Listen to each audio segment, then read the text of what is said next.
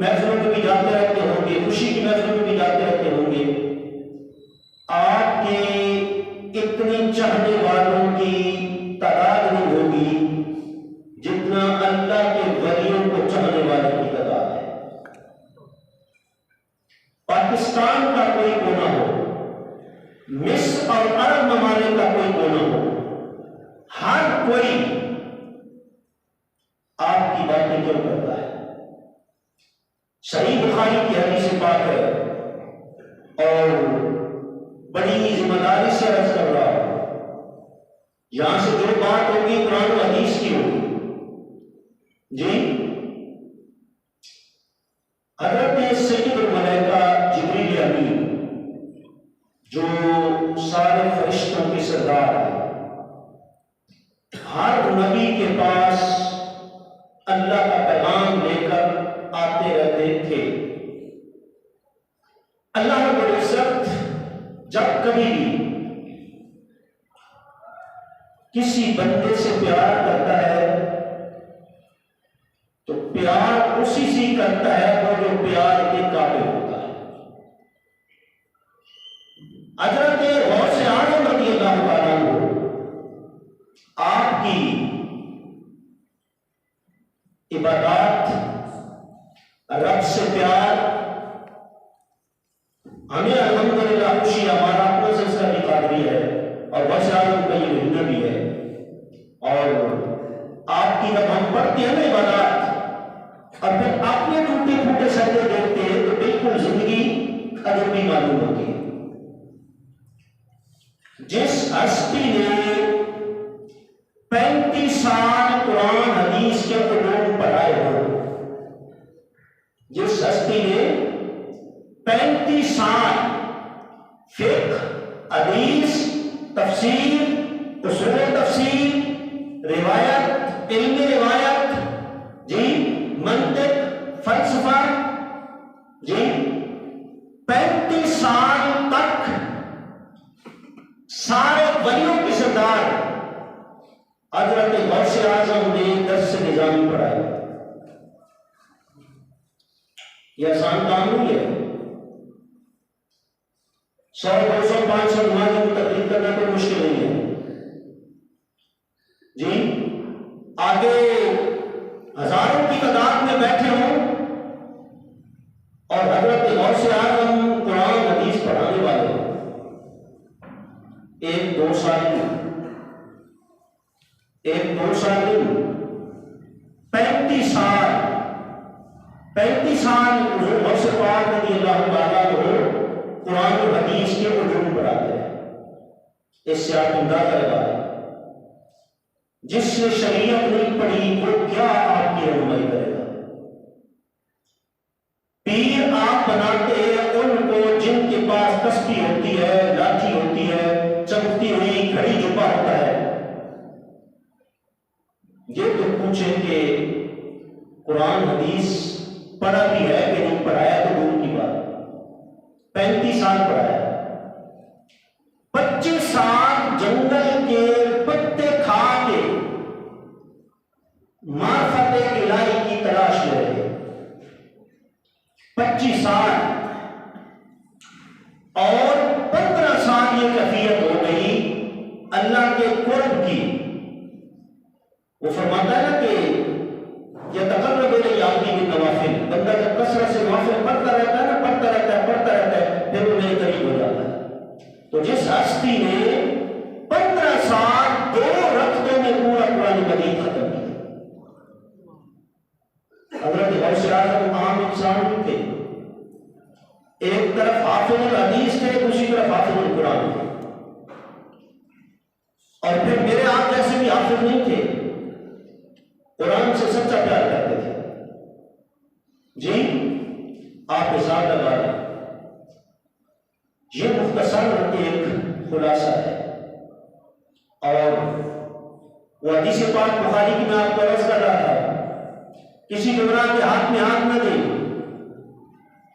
वरना नजराने लेने कटवाने वाले आपको नजरानों तक रखेंगे। जी, जब तक उनकी दुकानदारी चलती रहेगी, जब नजराने आप के बंद हो गए तो बंदारी बंद हो गई। हज़रत गौस आज़म रज़ियल्लाहु ताला अन्हु कितना उस रब की गैरत करते थे और उसकी रब की बारगाह में कितना आपका मकाम था। ये हदीस पाक जब हम बुखारी की बयान करते हैं ना तो बड़े काम के बयान करते हैं कि जब अल्लाह का बंदा मालूम बन जाता है ना रब का, फिर रब जिब्रील अमीन को कहता है ये कार्ड भेजने से काम नहीं होते, इश्तिहार बैनर लगाने से नहीं होते काम। हज़रत गौस आज़म रज़ियल्लाहु ताला अन्हु जैसी हस्तियां जो थी वो कुरान और सुन्नत की पाबंद थी। हज़रत अबुल हसन बगदादी रहमतुल्लाह ताला अलैह, उनकी बात अर्ज करनी है, हदीस पाक पूरी सुन ले। अब फिर जिब्रील अमीन को अल्लाह ताला फरमाता है, जिब्रील जितने भी अर्श की मखलूक है ना, जाओ इनके दिल में ये मोहब्बत डालो कि ये बंदा मेरा प्यारा बंदा है, तुम सारी मखलूक उससे प्यार करो। और भाई ऐसा तो नहीं डॉक्टर साहब की इतनी सदियां गुजर गई, दिन रात रौनकें लगी हुई है, जो आंख मारे उनको तो समझ आ जाता है, जो आंख के अंदर होते हैं वो तो बैठ ही शेख पिता के फतवे लगा के गुजर जाते हैं। उनको क्या पता डॉक्टर साहब ने लाहौर के जो बादशाह है कि कौन बादशाह है। आजकल की सर्दी में रात रावी पे जाग के कुरान पढ़ के नवाफिल पढ़ के कोई दिखाएगा माइकल आल, फिर उसके बाद कहेगी कि ऐसे ऐसे। हम तो अल्लाह की वलियों का मकाम नहीं पहचान सकते। सहाबा इकराम के बारे में जुबान दराजी करना लोग शुरू हो गए, कोई हज़रत मीर माविया रज़ियल्लाहु अन्हु के बारे में बकवास कर रहा है, कोई मौला गिलास के बारे में बकवास कर रहा है। सिर्फ गौसे आज़म और दाता हुज़ूर का मकाम को हिंदी में पहचान ले तो मैं कहता हूँ बहुत बड़ा अल्लाह का वली जी। तो फिर उसके बाद जब जिब्रील अमीन उधर से फारिग होते हैं ना, फिर अब हुक्म होता है कि अब जो है वो नीचे जो ज़मीन वाली मखलूक है ना उधर चले जाओ।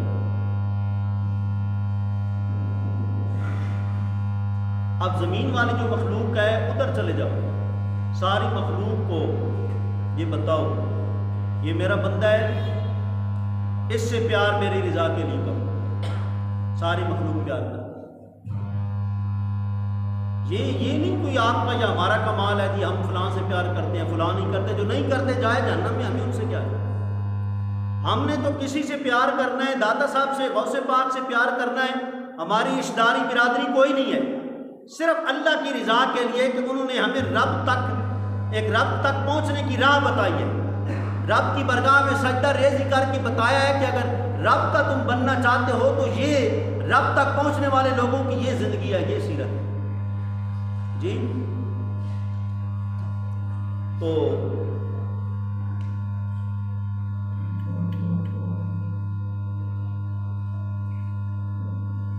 पल तवज्जो फरमाएं।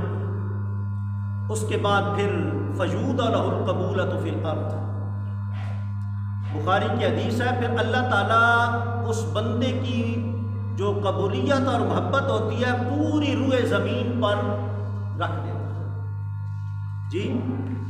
एक मोहब्बत होती है, एक दुनियावी सियासी मोहब्बत, एक मोहब्बत होती है अल्लाह की रज़ा वाली मोहब्बत जी। तो जब अल्लाह ताला फरमाता है लौ अनफक़्त मा फ़िल अर्ज़ि जमीआ वलाकिन्नल्लाह अल्लफ़ बैन क़ुलूबिहिम, फरमाया तुम्हारे पास जितनी दौलत है ना, जितनी तुम्हारे पास माल और दौलत है, सब खर्च कर दो लोगों पर। ये कुरान की आयत में पढ़ रहा हूँ, सूरह आल इमरान की 4वां पारा है और इसका 2रा रुकू है। अल्लाह ताला फरमाता है जितनी तुम्हारे पास दौलत है ना वो सारी तुम लुटा दो, सिर्फ इसलिए कि लोगों के दिलों में हमारी मोहब्बत पैदा हो जाए।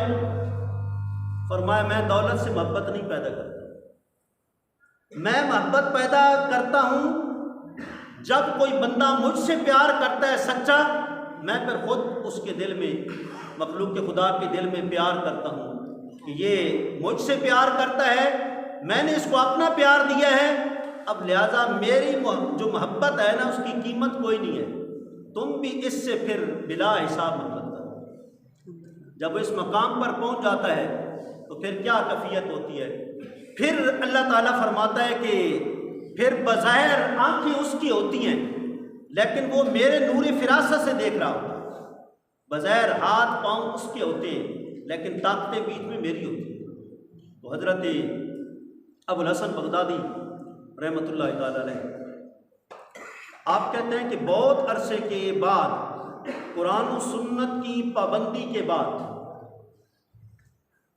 भाई अगर एक बंदा नमाज भी पढ़ता है, तिलावत भी करता है, सारे मामलात करता है, लेकिन चेहरे पर सुन्नत रसूल नहीं सजाता, जिसके बारे में हुजूर फरमाते हैं कि यहूदियों से, ईसाइयों से अगर मुखालफत करनी है तो मैंने तो ये काम किया हुआ है, अपने मेरे रब ने खूबसूरत मेरा हुलिया बनाया है, मैंने ये बाल ऊपर सजाए हुए हैं, तुमने अगर उनसे मुखालफत करनी है तो फिर मेरा तरीका अपनाओ।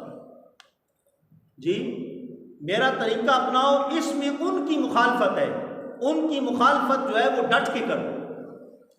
तो हज़रत अबुल हसन बगदादी फरमाते हैं कि कुरान सुन्नत की पाबंदी के बहुत अरसे बाद मुझे आकाए जाना का दीदार हुआ, आका अलैहिस्सलाम का मुझे दीदार हुआ, और फिर मैंने एक अर्ज़ की, मेरे आका मेरी एक अर्ज़ है आपकी खिदमत में, मेरा जब खात्मा हो कुरान और सुन्नत की पाबंदी के साथ, ईमान की सलामती के साथ मुझे मौत आए। आगे से सरकार ने जवाब दिया, फरमाया कि तुम शेख अब्दुल कादिर जिलानी के मुरीदों में तुम्हारा नाम है, शेख अब्दुल कादिर जिलानी के मुरीदों में तुम्हारा नाम है, तुम्हें फिर परेशानी नहीं होनी चाहिए। ये किस तरफ इशारा है? हज़रत गौसे आज़म रज़ी अल्लाह ताला अन्हु, दूसरी तरफ हज़रत इब्न मुअल्ला बगदादी कहते हैं, हज़रत गौसे आज़म कई दिन बगदाद से गायब हो गए, हम परेशान थे, पता नहीं किधर चले गए, दरियाए दजला के किनारे पर हम तलाश करते रहे, कहीं नहीं मिले। फिर बिल आखिर एक कोने में हमने देखा तो हज़रत गौसे आज़म तशरीफ़ फरमाए। थोड़ी देर के बाद देखा जिस तरह सुलेमान अलैहिस्सलाम का तख्त था, इसी तरह फिजा में, हवा में आगे मुसल्ला है और पीछे सफ़े लटकी हुई हैं, और हज़रत गौसे आज़म नमाज पढ़ा रहे हैं और पीछे नूरानी चेहरे वाले सारे नमाजें पढ़ रहे।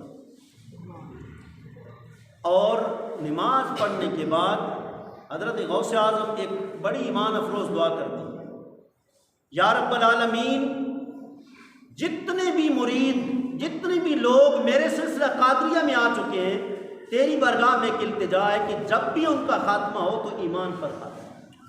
ये बहुत बड़ी दौलत है। हज़रत गौसे आज़म ने दुआ मांगी हुई है। सुल्तानुल आरिफीन कादरियों के शहंशाह बादशाह, आप फरमाते हैं गौसे पाक के मुरीद दो तरह के हैं, एक तो वो हैं जो नेकोकार हैं और एक वो हैं जो गुनाहगार हैं। फरमाया जो नेकोकार होते हैं, हज़रत गौसे आज़म की वो बगल के नीचे हर टाइम होते हैं, फरमाया उनको जो नुकसान पहुंचाता है, उनसे जो टक्कर लेता है वो तबाह बर्बाद हो जाता है। और फरमाया जो गुनाहगार होते हैं, हज़रत गौसे आज़म से अगर वो मोहब्बत रखते हैं, मोहब्बत का ये मतलब नहीं कि बस सिर्फ आप 11वीं शरीफ कर दें जी, अच्छा ये भी ध्यान में रखें, ये 11वीं शरीफ का लफ्ज़ जो है ना, ये भी जो औलियाए किराम के दुश्मन हैं, दो चीज़ों का अल्लाह ने चैलेंज किया है, एक का कुरान में और एक का बुखारी में। ये मैं जिम्मेवारी से अर्ज कर रहा हूँ। एक तो वो बंदा जो सूद से बाज नहीं आता, फ़इल्लम तफ़अलू फ़अज़नु बिहर्बिन मिनल्लाहि व रसूलिही। अल्लाह ताला फरमाता है जो सूद खाते हैं मेरा उन्हें ऐलान जंग है। वज़रू मा बक़िया मिनर रिबा इन कुंतुम मुमिनीन, अगर वो सच्चे मोमिन हैं तो सूद को छोड़ दें। और दूसरा फरमाया जो अल्लाह के वलियों की मुखालफत करते हैं, फरमाया मैं उन्हें ऐलान जंग करता हूँ। मन आद अली वलिय्यन फ़क़द आज़नतुहु बिल हर्ब, जो मेरे वली की दुश्मनी करेगा, फरमाया उससे मेरा ऐलान जंग है। वली से दुश्मनी, रब से दुश्मनी। वली से प्यार हमें किस लिए? रब की वजह से, कि वो रब की इबादत करते हैं, इखलास के साथ रब की जो है वो इबादत में अपने अयाम ज़िंदगी गुजारते हैं। लिहाजा उनकी दुश्मनी किसी सूरत में भी, उनकी तालीमात के ख़िलाफ़ चलना भी उनकी दुश्मनी है। जो उनकी तालीमात हैं उनसे हटकर चलना, अपनी ख्वाहिश के मुताबिक चलना, वो भी उनसे दुश्मनी है। और उनके जो तौर तरीके हैं, तालीमात हैं, वो ये नहीं है कि आप ढोल बजा बजा के दाता साहब चादरें चढ़ाएं और फिर कहें कि हम दाता साहब के गुलाम हैं, गुलामाने गंजे बख्शें। ये तरीका नहीं है वलियों का। पूरी कश्फुल माजूब पढ़ लें, कहीं भी दाता हुजूर ने ढोल बजा बजा कर किसी वली के मज़ार पर चादर चढ़ाई हो? ये भी नहीं कि वलियों के मज़ार पर नहीं जाना चाहिए। दाता साहब ने बेशुमार कसीर तादाद में कश्फुल माजूब में वलियों का जिक्र किया। अभी टाइम की किल्लत है, मैं आपको एक एक नाम गिन के बताता। हज़रत बिलाल का सिर्फ मज़ार नहीं है, हज़रत बायज़ीद बस्तामी का भी है, हज़रत अबुल हसन खरकानी का भी है। दाता हुजूर कितने मज़ारात पर गए। अगर दाता हुजूर गए हैं ना, तो फिर इसका मतलब है मज़ारों से कुछ मिलता है, कोई लेने वाला होगी। घर में बैठे बैठे उनकी मुखालफत कर देना। अल्लाह ऐलान जंग कर रहा है, फिर रब से मुकाबला करो, उससे कौन जंग कर सकता है? भाई ये तो सोचो कि इनसे प्यार किस वजह से? रब की वजह से है ना।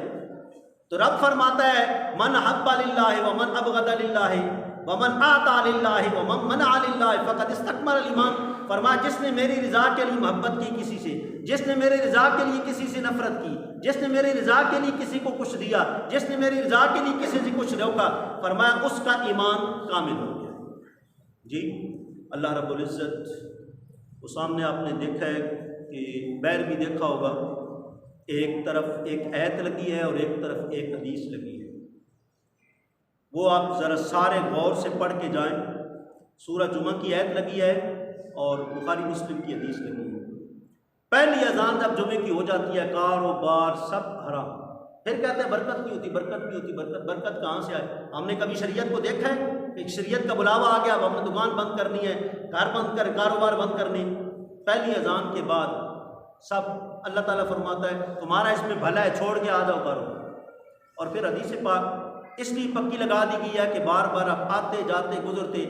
हमारे एक दोस्त भाई हैं, उन्होंने मुझे सेंड किया, मैंने बुखारी में फिर मुस्लिम में वो सारी देखी, ताकीद की, बहुत अच्छी दिल को लगी। तो मैंने कहा ये आम होना चाहिए, पैगाम आम होना चाहिए। वो बैर लगा दी गया है। टाइम भी आज देख लें कितने मिनट हो गए। इंशाअल्लाह अज़ीज़ मैं जब भी लेट हूँगा, खाना खुदा के लिए लेट हूँगा, अपनी ज़ात के लिए नहीं हूँगा। मैं आपको ये नहीं कहूँगा कि मेरे लिए आप ये करें, ये करें, ये करें, वो करें, आपका जुम्मा लेट हो जाए। आप टाइम पे आए, सामने हदीस पाक देख लें, मेरी तरफ से ताख़ीर नहीं होगी। 50 मिनट में तकरीर ख़त्म हो जाएगी। आप जिस टाइम आएँ, एक दो जुम्मे लेट आएंगे फिर ठीक हो जाएंगे। मैं जब भी ऐलान करता हूँ, आपको पहले भी मैंने ऐलान किया था, पिछले जुम्मे भी आपको याद होगा एक ऐलान किया था, लेकिन अब मैं दोबारा नहीं कहता कि आपने करना क्या है, करना क्या है। ये बैर आप सारी सूरत हाल जो है आप देख लें, आपने क्या करना है। बहरहाल आज के बाद मेरी कोशिश ये होगी कि 1:50 पे मेरी तकरीर ख़त्म हो जाए। 2 बजे पूरी जमात का टाइम है, 2 बजे जमात खड़ी हो जाएगी। वाखिर दावाना।